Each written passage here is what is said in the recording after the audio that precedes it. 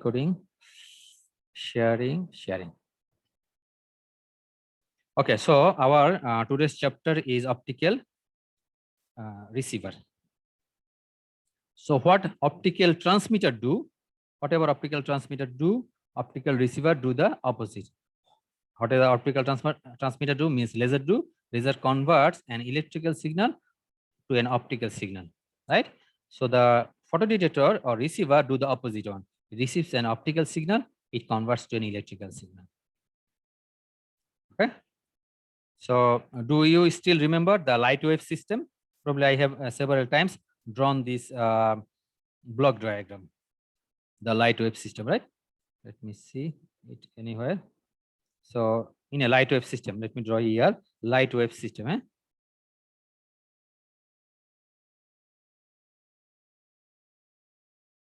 Probably I have drawn it several times.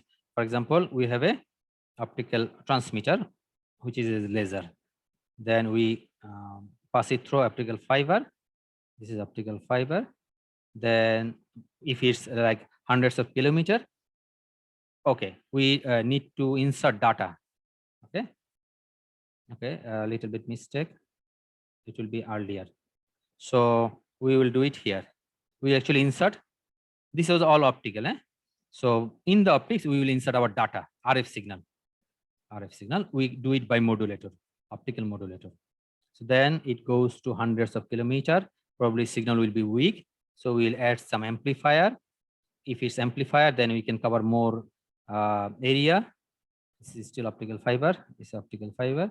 Then at a certain point, we receive the signal, which is our receiver. Okay. So we recover this RF data here as output. Okay. So we actually covered this laser part. We covered this part. We covered this optical fiber properties, this part. Okay. So today's lecture, we will cover this. These are like three fundamental block diagram. So what will remain? We will remain some of modulator, how to insert signal on the modulator, or some of the amplifier properties or something like that.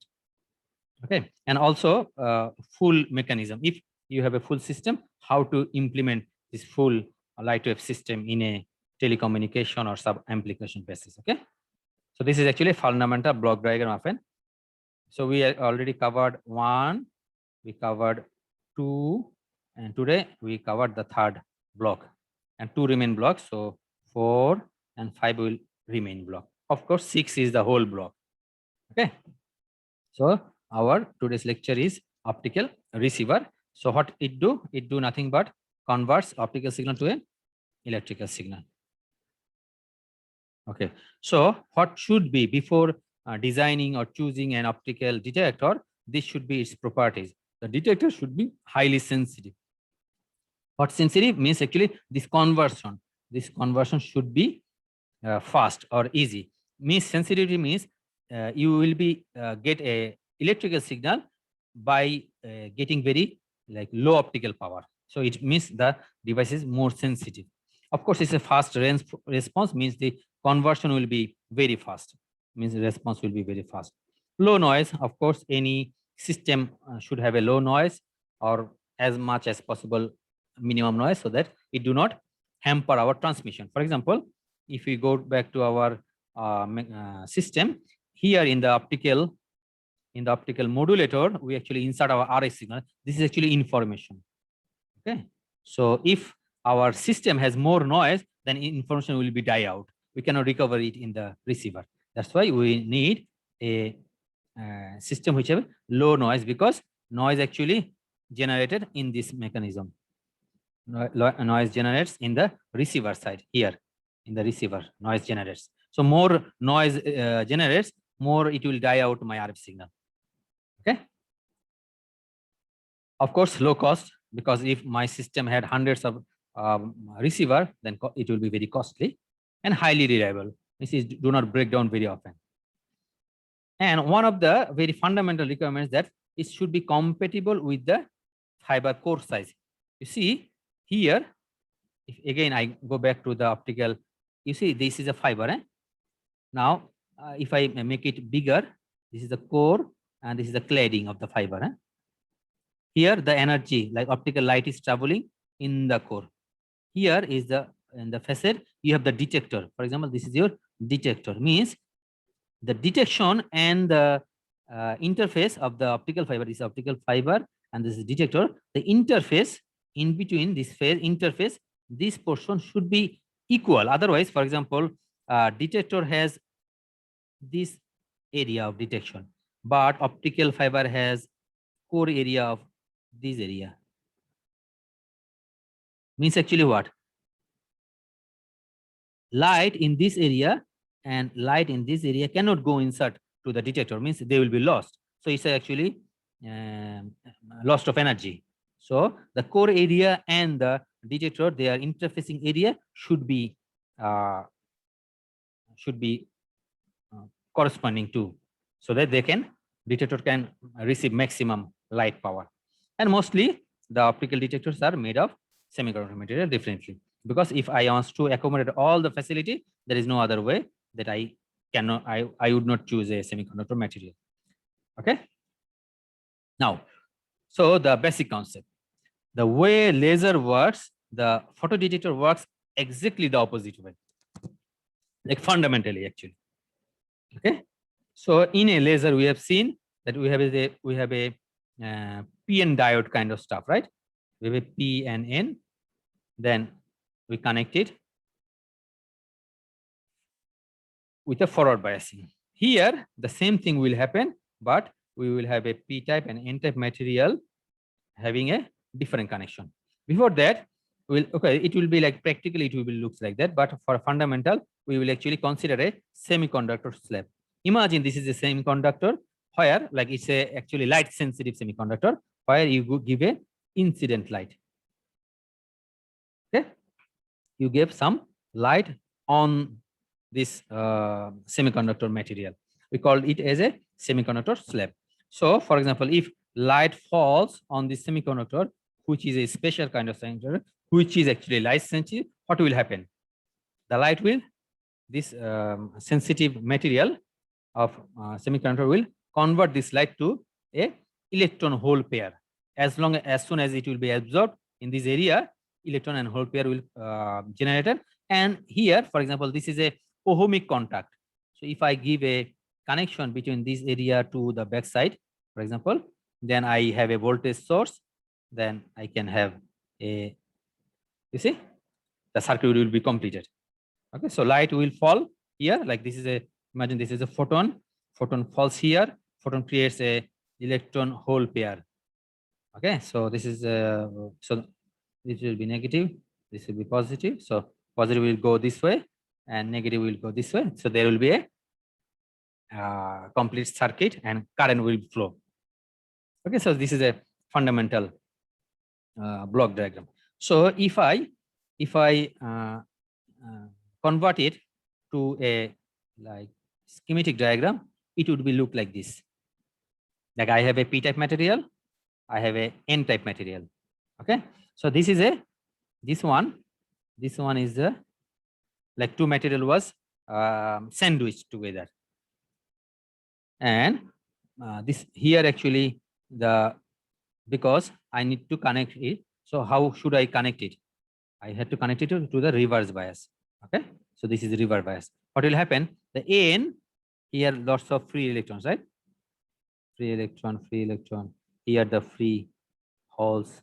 So they will be concentrated to this side. They are each corner side, right? It will be concentrated here.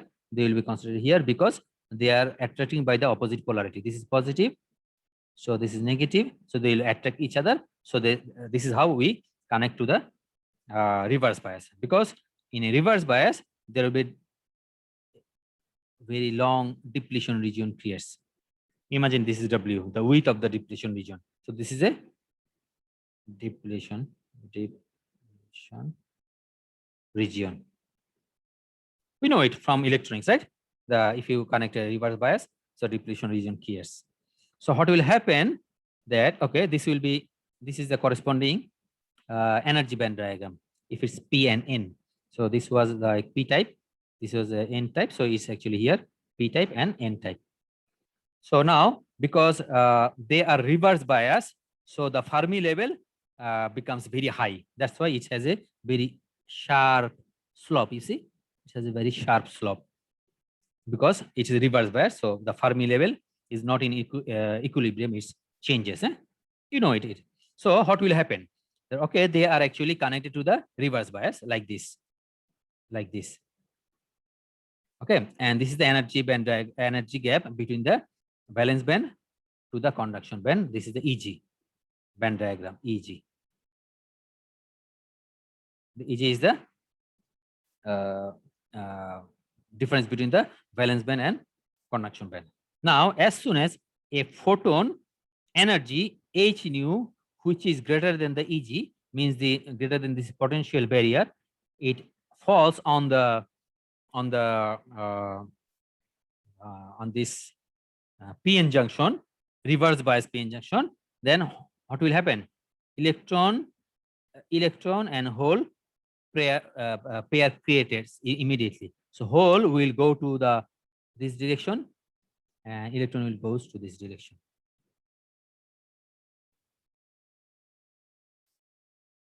Because they are reverse bias, here you see the negative portion is connected to the positive terminal like this, positive terminal. So electron will always electron always wants to go in this direction, and positive holes always wants to go to this direction, so that the opposite polarity attracts each other.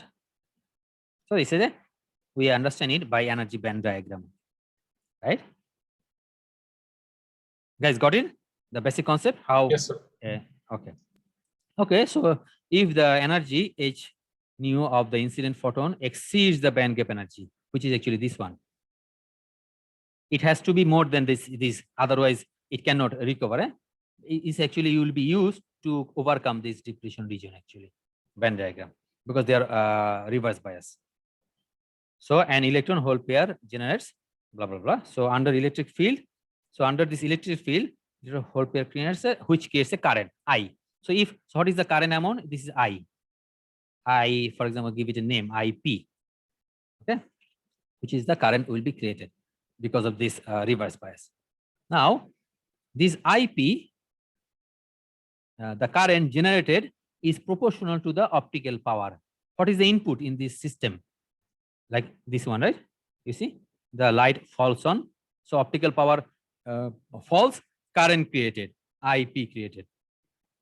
So we say that IP current, photodetected current, whatever, that's why P is proportional to the power, incident power, P in, whatever falls in optical power. So IP can be equivalent to a proportional factor R. So the R is nothing but the IP by this R is called the responsivity of the photodetector. Responsivity. It comes from the response. How much optical power I gave, how much current it can create. That's a responsivity. Okay, so we can easily calculate the efficiency. In optics, we call it quantum of efficiency. Otherwise, in general, it's actually an efficiency. So what is an efficiency? Efficiency is nothing but the output divided by input, right? So what is the input? Input is nothing but the photon incident on on the rate of photon incident, and output is the electron generation rate. Okay, so we know generation rate, electron generation rate is nothing but current divided by its charge, electron charge, and the photon incident rate is nothing but the pi by its energy, h nu. So we know that R is equivalent to IP by P in. So IP by P in nothing but the R. Okay. So Q is here. You see, Q comes here. H nu goes there. Okay. Okay. Now we know this equation. Always lambda wavelength, because we are talking about light, is nothing but the velocity of light in the free space divided by the frequency. Actually, sorry, this is the lambda and this is the frequency. Yeah. So now, okay, we like to change it a little bit. We like to find the R. What is the R? So R goes in this side. So R is nothing but this equation, right? From here, huh? It's easy. So R is nothing but the n into not n. I forget the name of this symbol. What is the symbol, guys? Eta. Eta, huh? Eta or eta? Eta. Okay, eta. Okay, so it will be what? Eta into Q and divided by H. H nu, we know from H nu is nothing but the C by lambda. So C and lambda comes here. Okay, so we know the eta is the efficiency. What is the Q? Q is the charge. So charge is electron charge, 1.6 10 to the power minus 19 coulomb, something like that. So then it will be lambda. H is the Planck's constant, 6.6 10 to the power minus 34 joule per second into C. C is nothing but 3 into 10 to the power 8. Okay, so do this calculation. You will end up with this value 1.14, where this lambda is in micrometer. You see here, this is 8, 10 to the power 8. So if you took it here, then it will be 10 to the power minus 8. This is 10 to the minus 34. So it will be 10 to the power plus 34. Okay, so it will be total together 10 to the minus 27 is 34. Okay, so it will be almost equal. So it will be lambda will be in micrometer. Okay, so here we end up with a nice formula. Responsivity, we can find it 1.24 if we know the efficiency of the system, and if we know the particular wavelength, we can find the responsivity of the system. So what say responsivity of a photodetector increases with lambda, isn't it? If the lambda increases, then the responsivity increases. Means actually keeping the same setup. For example, if you have an optical setup, but you have a higher frequency, I beg your pardon, you have higher wavelength. Higher wavelength actually lower frequency, right? So if you operate in a lower frequency, responsivity will be higher with the same setup. Okay, so it's a little bit tricky, right? Okay, so so there is always a trade-off. What else could be the trade-off? You see H nu. H nu is what? Eg, right? Band gap energy. If I increase, okay, go back here. Band gap energy. Where we have band gap energy? This one. Let me delete a little bit. You see, this is actually our Eg, band gap energy. So the photon which is actually falling here must overcome this band gap energy, isn't it? So when the photon, so this is our condition, H nu is greater than had to Eg. So when this photon generation will stop? If the condition reverse, if H nu is less than Eg, means there is not enough energy to overcome this band gap, then there no electron hole pair will be created and no current will be generated, isn't it? So if this condition happens, so this will totally change the mechanism, which will actually stop the photodetector operation, isn't it? Which is actually you can see here. Okay, so we can say that okay, if this condition happens, then there will be no efficiency. The conversion, this conversion eta, the generation rate to photon rate will tends to 0. It will stop, isn't it? Got it, guys, right? Yes, sir. Okay, so here when we use a semiconductor slab, we assume that there is a, okay, let me create it nicely. We assume that,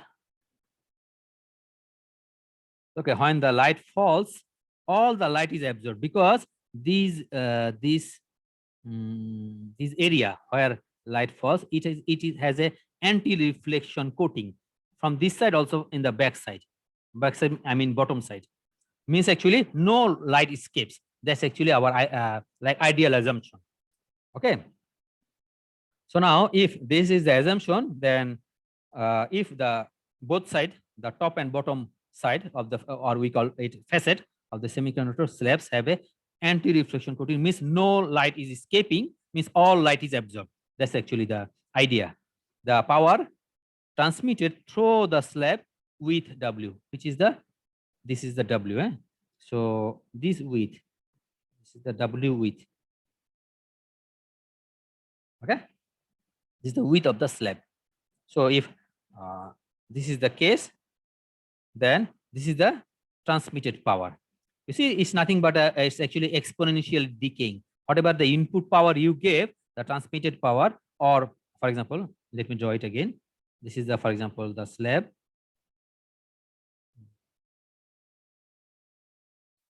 For example, this is oh, sorry.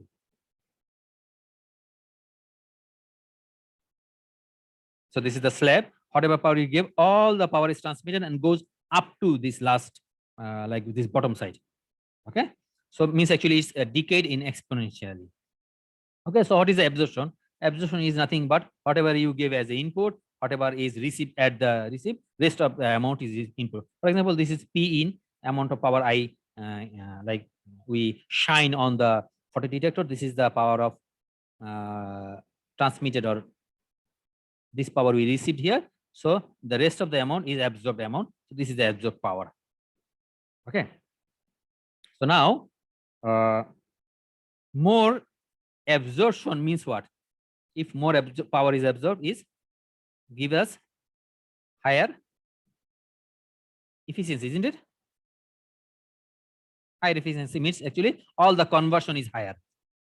If it's more absorption happens, that is, it says more absorption. It so now you see here, this alpha is nothing but this absorption coefficient. For any material, absorption coefficient is fixed. For example, it's like, for example, a sponge. Imagine this is a sponge. So sponge absorb water. So if you create 10 kinds of sponge, every sponge has a unique kind of absorption capabilities. That is actually alpha, the absorption coefficient, right? So here, if alpha becomes 0, what will happen? E to the power 0 is 1, 1 minus 1 is 0. So this efficiency will be 0. Okay, it's understandable. If there is no absorption, efficiency is 0. Okay, so this is a nice graph where I have plotted a wavelength versus the this this absorption coefficient. So every material has a unique absorption coefficient. Here you see this is absorption coefficient, like this one is for silica, and this is the absorption coefficient for germanium. Okay, how we got it? Actually, we got it by experiment. Actually, how much it has got for different wavelength. Okay, so now you see the reason I have drawn the silicon and germanium, because we know silicon and germanium, they are indirect band gap material, isn't it? We have seen in our laser, right, that they are indirect band. Remember what was indirect band gap material? In our EK diagram, we has a valence band, but conduction band is not immediately here. It's supposed to be here, but it's here. So it's called indirect, means the energy of a electron cannot be released directly. Either it has a energy E or K, kinetic energy. Sorry, I beg your pardon. This will be E, this is K. So either it has to lose energy, or if it's indirect band gap, it has to lose both. It has to lose a kinetic energy, then it falls down. That's why it's called indirect band gap material. Remember, guys? which based on this, we choose our laser. This is the same thing for a photodetector also. Now, oh, this is gallium arsenide, huh? Another one. You see here in the red marking, another material is given. This is indium, gallium, arsenic, phosphide material. What kind of material it is then? Why we do this engineering? We talked about in our laser, when to choose a laser material, because this is a direct band gap material. Direct band gap material. See the characteristics. In a direct band gap material, the response, because the absorption coefficient is linear, isn't it? Very linear. Otherwise, you see the silicon, how it is. Means here, here, and here in 3 places, its absorption coefficient is different. Means in different wavelength, at this wavelength, at this wavelength, the silicon will give you different efficiency, responsivity. Means conversion rate will be different. Means actually you will not have a linear response of your system. But if you use a direct band gap material, it has at a particular frequency, it do not give you response any region of this beyond this or sorry above this region or beyond this region. It's a fixed. Means actually you can use this material in a fixed frequency by changing their indium gallium arsenide proportion. You see indium is 0.7%, 0.3%, 0.64. By changing there, you can actually shift them here or there. So you can actually use them at a particular frequency. Means actually at that frequency, its response will be very good. In other frequency, there will be no response, like very linear kind of behavior. Got it, guys? Yes, sir. So this is actually the same picture, or the for example reverse picture of the laser when we studied the laser one. Huh? So this is the way actually you will choose for a particular operation. For example, if you want to choose a 1550 is here, 1.5 micro, which we call telecommunication band here. So you have to move this curve little bit here. So you will just change their indium gallium arsenide for their proportion. Just change a little bit proportion. It curve will be here and curve will be very straight, very linear response. Okay. Let me see why I left this region. Okay, probably I kept this space for some solving some problem. Okay, so let's see. We go through some topics and then we will come back to solve some exercise. Okay, type of photodetector. We already discussed at one type of photodetector. You see, type photodetector can be PN junction type, PIN junction type, or valence type. This PN type we already discussed when we give example. Huh? This is a PN type. The one we described here. This is a PN type because there is a P type, there is a N type here. That's why it's a P type, N type photodetector. It can be that there is a PIN. Means what?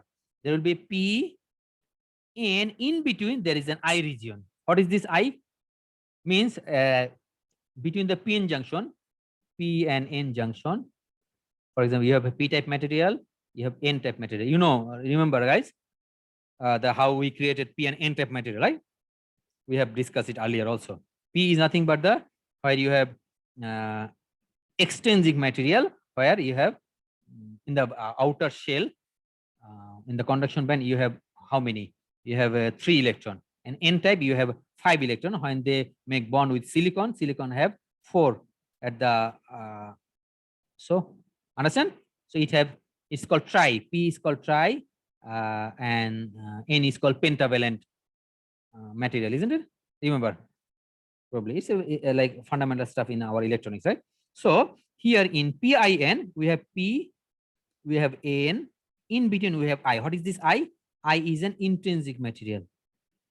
It's undoped or like lightly doped, almost undoped, means almost like pure material. Here it can be silicon, like pure silicon, or some doped silicon, like very lightly doped, just to have little bit conductivity. So what is the region that we have this this intrinsic material? Okay, let's see how it works. Okay, in intrinsic material is nothing but to use here to increase this W, means the depletion region width. Remember, if for example, if I was not here, how it would have been looking like this. So it would be a P, it would N, and this region would be the depletion region. This region. We want to increase this W, So we put an intrinsic material inside. Okay. So what is the benefit? Of course, there is a benefit. So let's see how it works actually. Then we'll see the benefit. So as soon as you see there is reverse bias, right?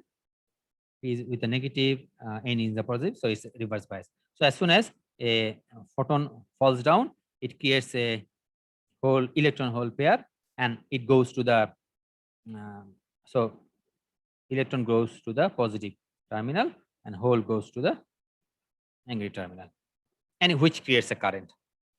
Okay. And this is actually the electric field distribution for this mechanism. Okay. So because of introducing an I layer, intrinsic layer, what happens?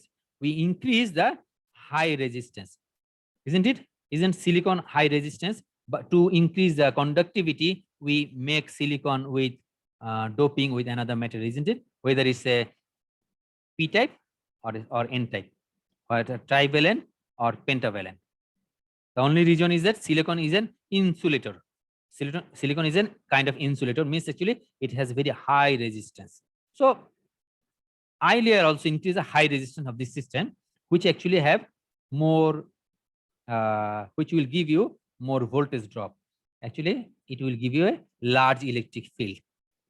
The electric field will be very large. So what's the point actually? What ultimately it will give us? It will actually give us the increased sensitivity than this one.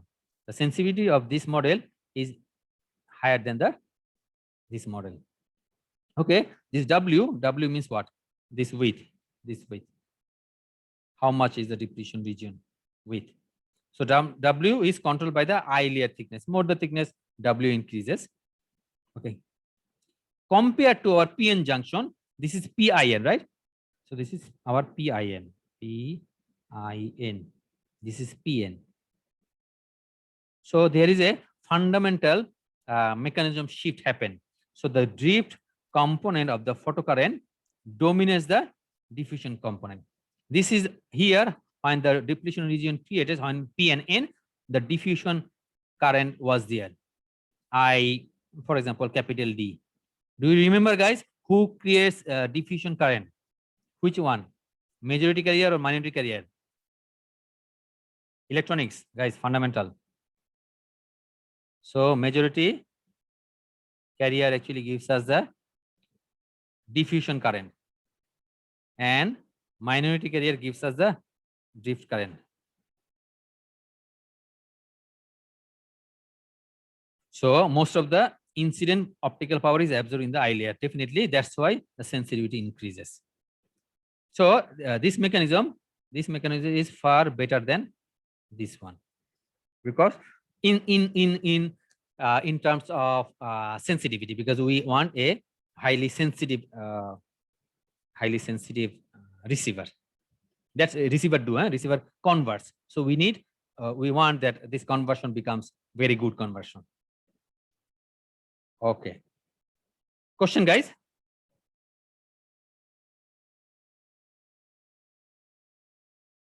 No question? Okay. So the next one, avalanche photodiode. Okay. So this is an avalanche photodiode. So what happened in avalanche photodiode? See, we are actually changing little bit. Before there was a P and N junction, we inserted an I. So it's still here. We had a P and another like material. In between we have a I, but here we have little bit extra mechanism here. We have 4 layer. In 4 layer, this P, what is this P plus means? P plus means it's a P, but it's heavily doped P. This is N, but it's actually heavily doped N. The doping concentration is very, very high. And this P is very lightly doped. So what is the point between, if this P is very lightly doped, what is the difference between this intrinsic, this I?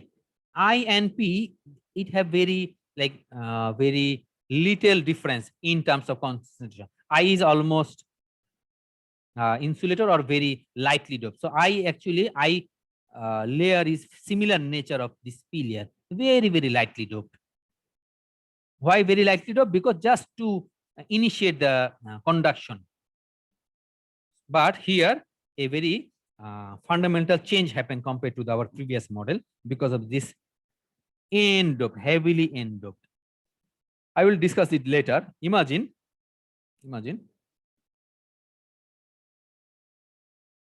So, for example, light falls. So this is a photon. Photon falls here. It is absorbed and creates a electron hole pair. Okay. So it creates an electron and hole pair. Okay. Definitely, the reason I wrote it, for example, hole was created here and electron was created here, for example. Definitely, it will end up here, it will end up here because of this voltage. Because the voltage potential difference is such, the electron is always will be attracted to the positive end, and hole will always be attracted to the this end, right? That's the reason I draw it this way. So, okay, so imagine photon comes, electron hole pair created. So this is hole. Okay, when this electron will go through this region, what will happen? This is P. It's a similar nature of I. So for electron, it's not very very different, but this N is highly doped. And this, because this is a P and N, between them there is a potential barrier like depletion region creates. And because of the reverse bias and combination with a very highly doped, the velocity of this electron will be very high. And what it will do, it will actually stumble upon to the other atoms here and will release the extra electron, which will increase the flow of electron. I will repeat, no problem, guys. Guys, what I said, step by step, okay? Again, what I'm trying to say. Okay. So photons comes, photon will create a what? Electron hole pair creation, right? So electron hole pair. Of course, hole will try to go this way. We are not bothered about this hole. Imagine we are bothered about this electron. So this electron will not see this P much difference because I, intrinsic material, and P, they are similar nature, only little bit constant change of concentration of doping.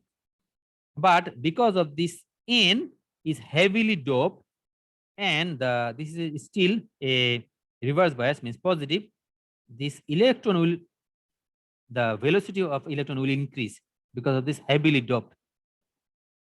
Here you see all the electrons. Here what is happening here? All the negative, isn't it? Free electrons, because it's heavily doped, means lots of free electron, and they are try to go to the opposite polarity. And this electron will join also from here to here, and they will join to these guys.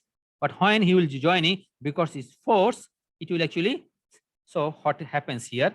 Let me draw this portion, N type material. When we called it something N, in for example, silicon, and silicon has 4 electron at the conduction band, and another material which have N, means it has 5, 2, 4, and extra 5. This is an electron. So there are also electron. They will have bonding, and this electron is extra.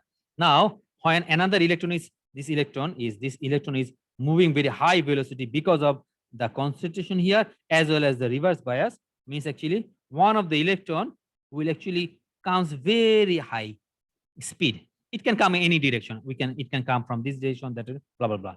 Whatever happens, this electron which is coming at a high velocity will stumble upon one of the electron, either this electron, that electron, that electron, that or this electron.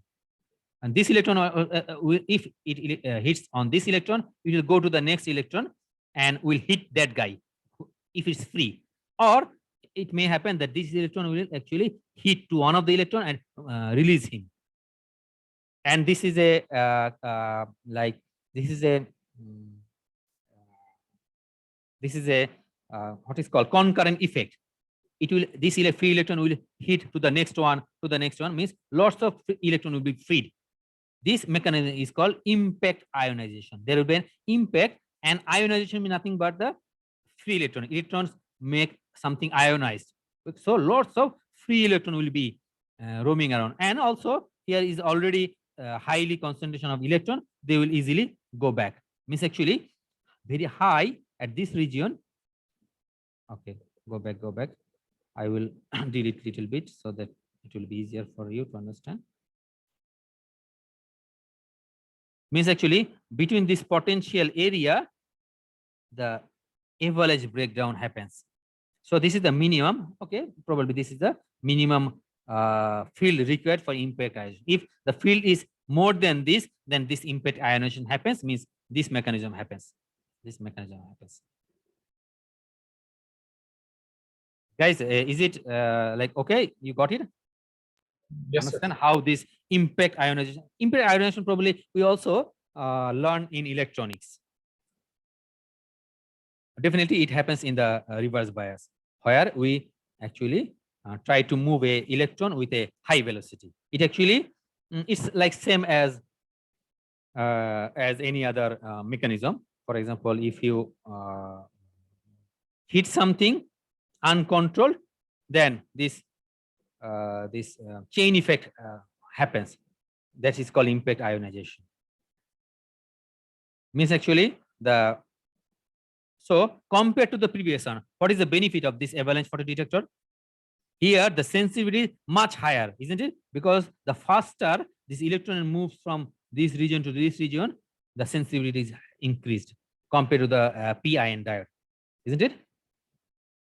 So that's actually summarized here. Single primary electron, which was actually the fundamental basic electron, that the first instant generates through absorption of photons, because it generates because of the photon, creates many secondary electron whole pair.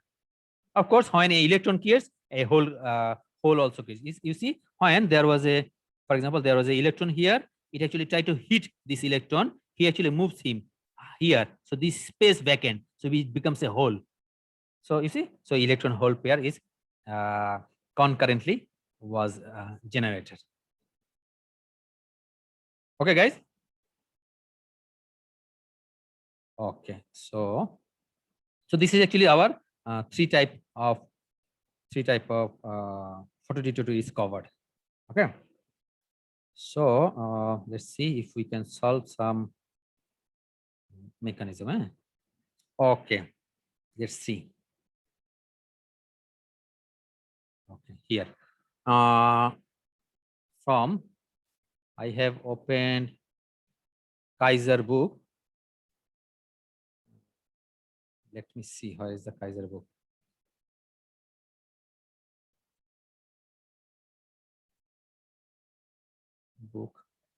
Kaiser.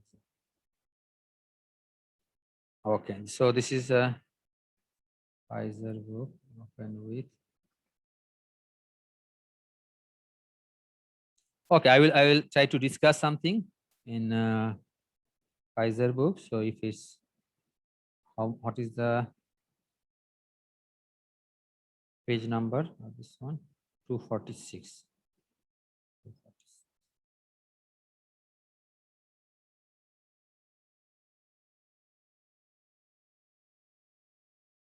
246.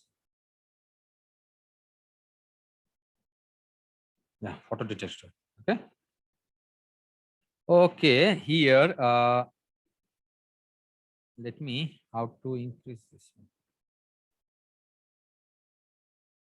I'm not sure whether this is visible. Is that visible to you guys? Because the quality of the book is not very good. Probably still you can see it. Still you can read it, isn't it, guys? Yes, sir. It is. Okay, still you can read it. Okay, so I also open my book, so it'll be easier for me to read it from here. This is example 6.1. Okay, let's see what 6.1 is trying to say us. So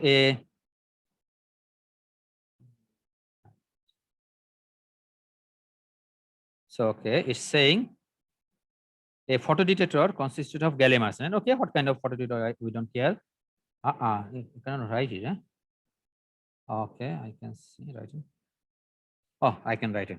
A photodetector is consisted of a gallium arsenide which has a band gap energy. So what is given here? Eg. Okay, and okay, at this temperature. So it was asking for what is the cutoff wavelength for this.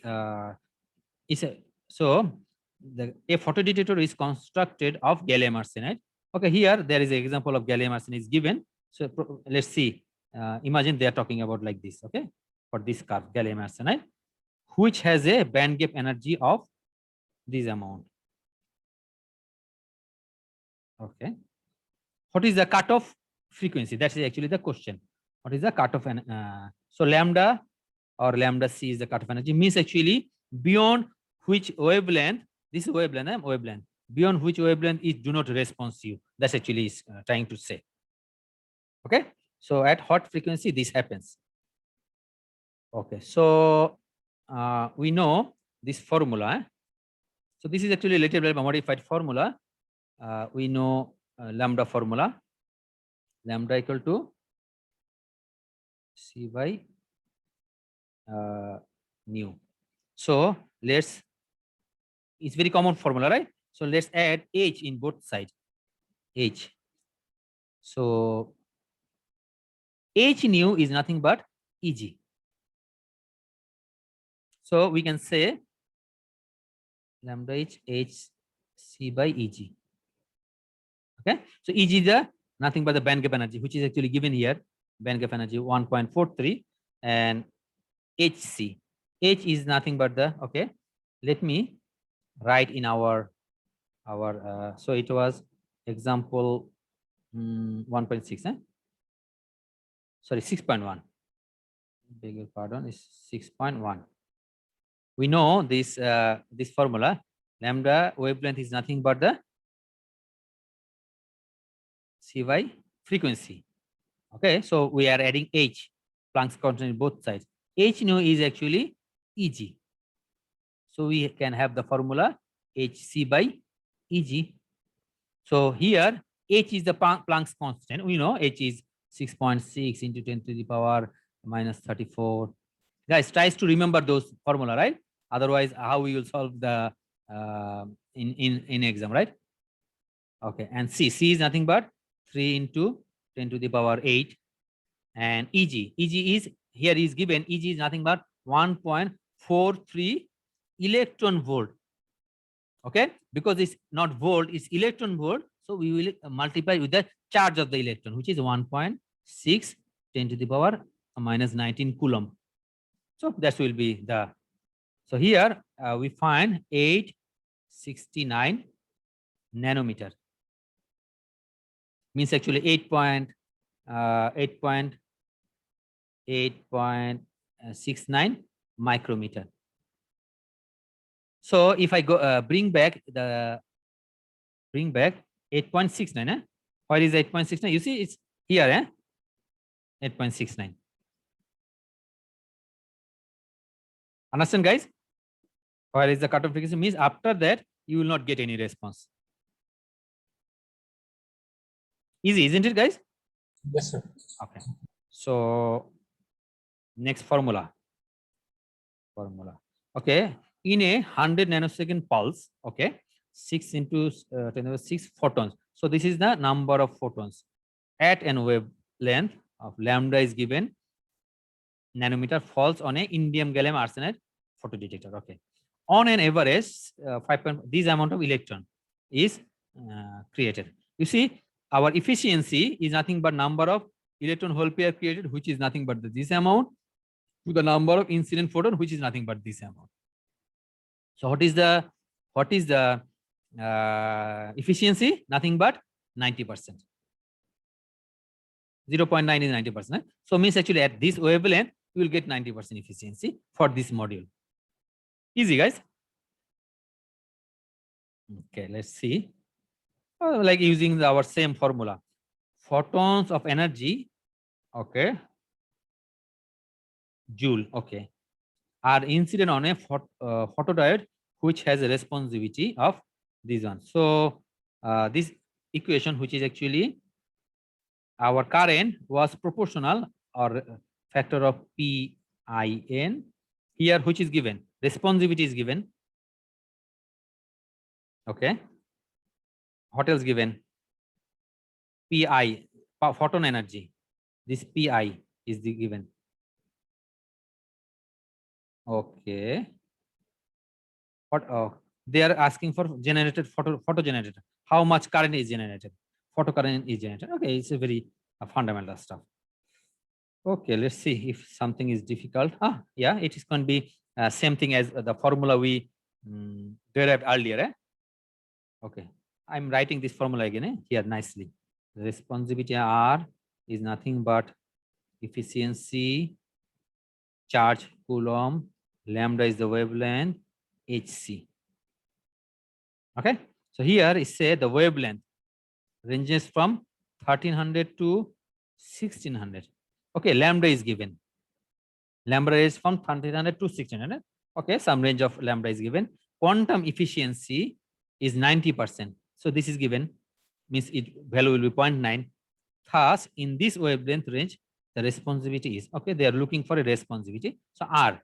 So we know the charge is Coulomb, H, Planck's constant, C is the velocity of light. So everything is okay. So this amount is 7.25 into, okay, lambda, they didn't convert. If the lambda is 1300, there will be one result. If lambda is 1600, there will be another result. So the responsivity will be range of something. You see here for this responsivity, it is 0.9, means 92% to, I don't know, it's in the 1.7.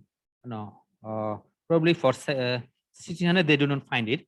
Okay, you find it. So it will be 92% to something percent of this range, 1300 to 1600. So this will be the range of the responsivity. Easy, guys. It's like very simple stuff. What else? Okay, this is actually the same how the avalanche photodiode, their efficiency, everything is given. So you can do it yourself. Okay, same formula is given here. Okay, nothing much. Okay, so we have our class will be 15 at 5 till 5, right? So we have some time for one more topic. This topic we'll call receiver noise.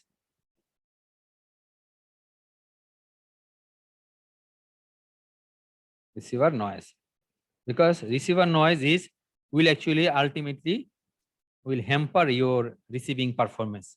So what kind of noise actually in a receiver generates? That's actually will be starting in this. Guys, can you see receiver noise stuff? So this is actually our topic. Receiver noise. So in receiver, 3 kind of noise created. One is shoot noise. Of course, all electronics equipment or optoelectronic equipment have thermal noise. Another noise also generates is called relative intensity noise.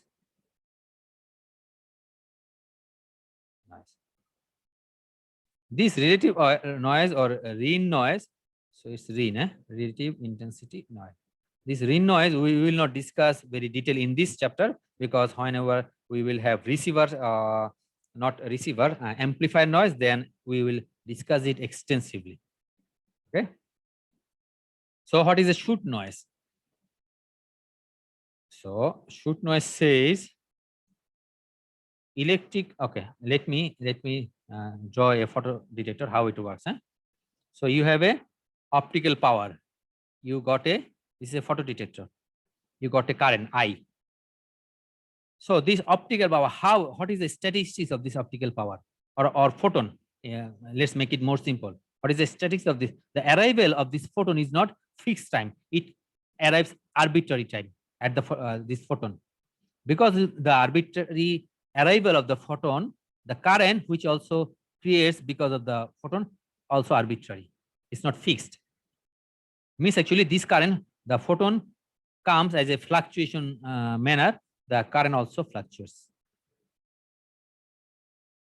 So what we are trying to say that when electric current consists of a stream of electron that generates by a random time, means this I generates in a random time because photon also arrives in a random time. We do not know when it arrives. There is, like, of course we can guess as a distribution, which is most likely Gaussian, but we do not know. Means actually this current, photocurrent which is created is the current we see in earlier, right? IP plus a fluctuated current. So this IP, whatever we say in earlier, that was actually our average photocurrent. We know average photocurrent is related with the responsivity, right? But we can statistically calculate this one because this is an average one. There is no statistics. You do not need a statistics. But this amount, which is actually fluctuation amount, fluctuating current, we need an statistics, like how much they are, how much it is. Because of this current, the noise created is called shoot noise because of the fluctuation. Now, we can have, okay, we denote it by IS because it's shoot noise. That's why it's like denoted by IS. And it's also varies in time. It's time dependent. IP is not time dependent. Average stuff is never time dependent. It's constant. But this amount is time dependent. So what we can do, we can make a, what is this? Autocorrelation, right? This is autocorrelation. What is autocorrelation? Autocorrelation is nothing but the like tau sample. You are actually moving this signal at tau sample, then we can have the autocorrelation. So autocorrelation gives us what? We know that anytime we can have an autocorrelation by taking a power spectral density of that signal. Guys, is this equation new to you? Whatever is here.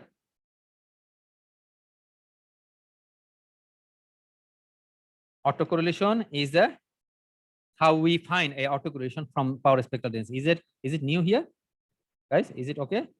No, sir. I think it's common. It's okay, but because in signal system we are very familiar with this one, right? So Yes, here what we did actually, you see here the integration is for minus infinity to plus infinity because this signal is amplitude signal. It's amplitude, it's fluctuation. Probably, for example, this is a fluctuation. This is an average value. So rest of the amount is fluctuation because it's fluctuating in amplitude. That's why we are writing it minus infinity to plus infinity. Otherwise, for example, if it would be phase, we could have writing it from 0 to pi or minus pi to pi, whatever. Because it's an amplitude, so we can take minus infinity to plus infinity. This is the power spectral density, EXP. So this is the tau. It's a tau dependent. We say, like it is very well known, Wiener-Khinchan theorem. In our RSP, we learn it, RSP, random signal processing. We learn this formula. So what is a Wiener-Khinchan theorem? Why it is applicable to the shoot noise? That's the question, isn't it?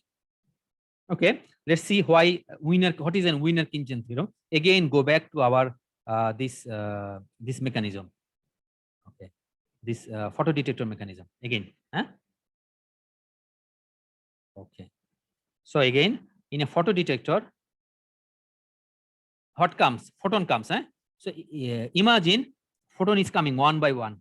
Like make it process is little bit slower process, so that we can visualize it. And the current created one by one, like I created sorry, like current is created. Okay, so first photon probably will responsible, is just assumption. Let's assume that this first photon is creating our first electron. The next photon is creating the next electron. The third photon is creating the third electron. This way. It's not actually perfect. We are just assuming. We do not know. For knowing that, we have to go to the quantum level to know how many photons create how many electrons, blah, blah, blah. We just make it simple, just for assumption that this is happening in a photodetector.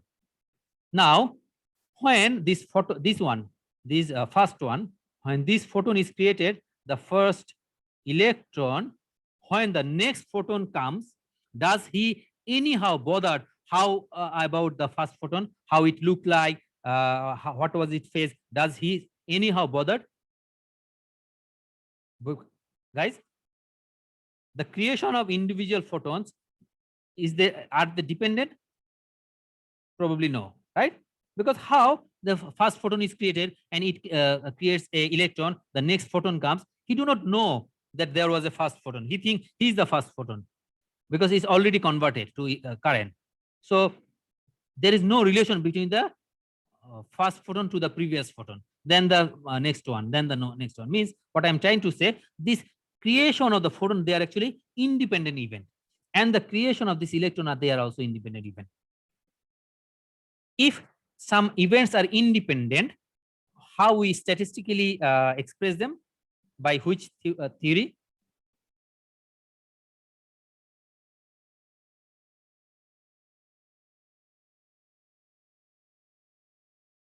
By which distribution we express it if they're independent event? By Poisson's theory, right? The main focus of the Poisson's theory is that they are independent event. Anyhow, one of them have no relation with others, the happening of the event, isn't it? And what is the distribution of this arrival of this photon or generation of this electron? Of course, we can assume the distribution most likely Gaussian. If a distribution is Gaussian and their their statistics are Poisson's, then we can formulate it by Wiener-Kincher theorem. Wiener-Kincher theorem actually consider with some, like, if it's a Poisson and its distribution is Gaussian. That's the reason we actually use the Wiener-Kincher theorem, which actually statistically express this equation. Guys, is it okay? Yes, sir. Okay. Now, so what is the power spectral density? Is nothing but charge and current. So here, this is this amount actually. It's actually here. This amount is constant. Now, how to have a variance? Variance is nothing but this amount, right? If I make this tau equal to 0, then what will happen? This will be our variance. What is the variance actually? Variance is nothing but the power, right? Statistically, how we find power of a signal? If we find a variance of a signal, that's the power of the signal, which is actually this one. We can actually find the equation. Here you say 2, how the 2 comes? Here there was no 2, right? So Qi, and of course this is del F. Del F is what? This is nothing but the bandwidth. Any time we want to calculate a noise, we definitely had to be considered at what bandwidth. For example, if you in your spectrum analyzer, this is your bandwidth, okay, 1 kilohertz. So the energy within this bandwidth is this one. If you change the bandwidth width from here to here, like twice of the previous one, like 2 kilohertz, then this will be the energy. Means actually always you have to tell at what bandwidth you are finding your this optical power. Now the question is, can anyone tell me from where this 2 comes?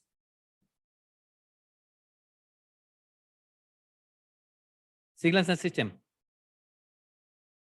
Okay, but we find out the solution of it, this one, but how the 2 comes?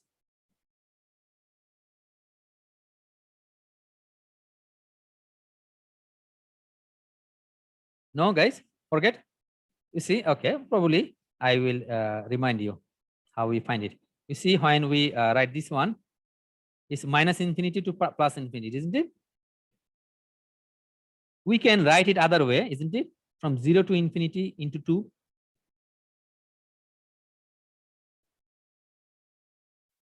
Remember how we find a power spectral density of something, guys? So this is a frequency.